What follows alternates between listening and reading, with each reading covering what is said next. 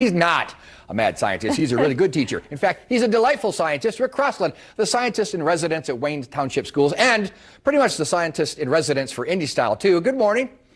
Good morning. Hey, Tracy. Hey, I know you're never going to miss an opportunity for science to be fun, and you're certainly grabbing it by the throat when it comes to Halloween. Hey, thanks. And you need to show your son this project, because then science will be his favorite subject in school. All right, I hope so. I hope so. What do you got for us? So, you know, a science teacher always looks for any opportunity to have some fun. And so I thought, what can I do for Halloween? And so everybody likes slime. And so there's a really simple slime recipe, and a little bit of Elmer's glue, a lot of Elmer's glue, some Stay Flow starch, and some water. And so I'm going to mix some of this up here. Let me switch cameras. Here we go. So I have my bowl right here, and I'm going to put in the glue in the water. And, you know, with science, it gets a little messy sometimes, but that's okay. And these two liquids are viscous. That means that they roll or they move at a certain time. And then you can start mixing that up. This is the fun part. Some kids don't like to get messy. Some kids do. I guess I'm the kind of kid that does. So you get that all mixed up. And then you put this other chemical in, the Stay Flow starch, and something fun and spooky starts to happen. It starts to gel.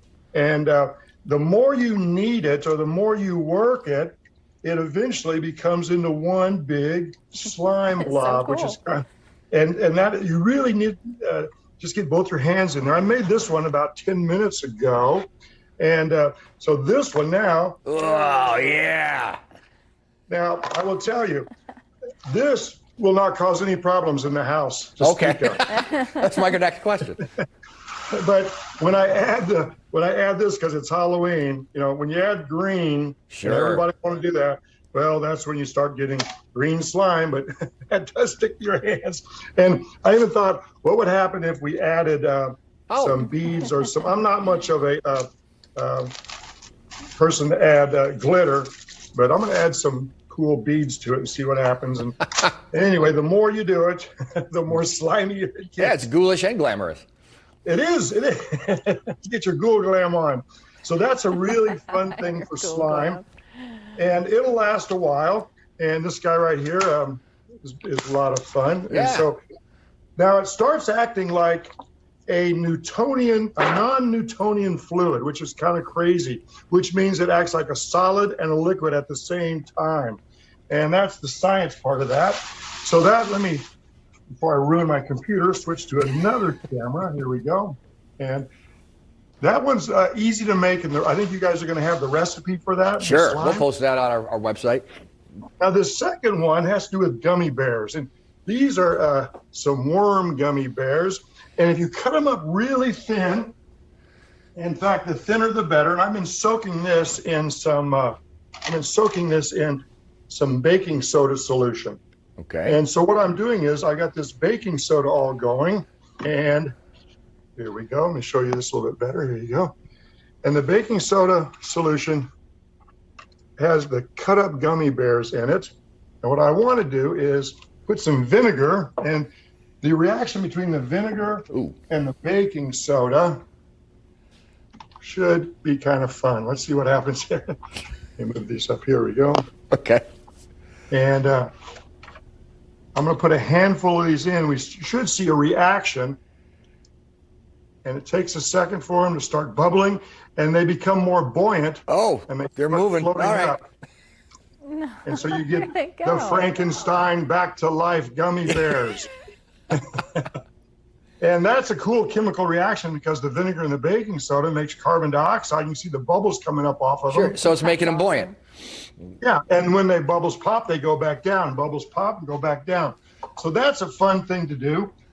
Dry my hands one more time. Now, I'm going to try something. I always talk about fake it till you make it. Well, scientists like to try and see what happens. So I've got a Jacko Lantern, and you can do this. You guys have probably heard of the old foamy or the elephant toothpaste. And here is my Jacko Lantern over here, and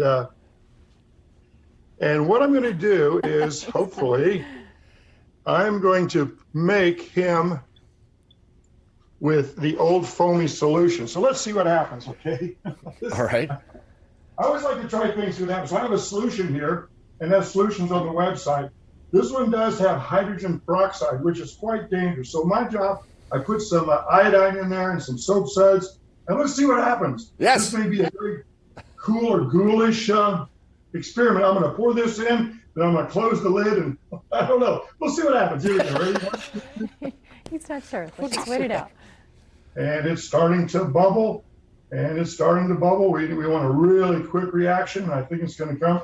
I have just a little bit more of this. Here we go. It's coming slowly. I wanted a dramatic one. There we go.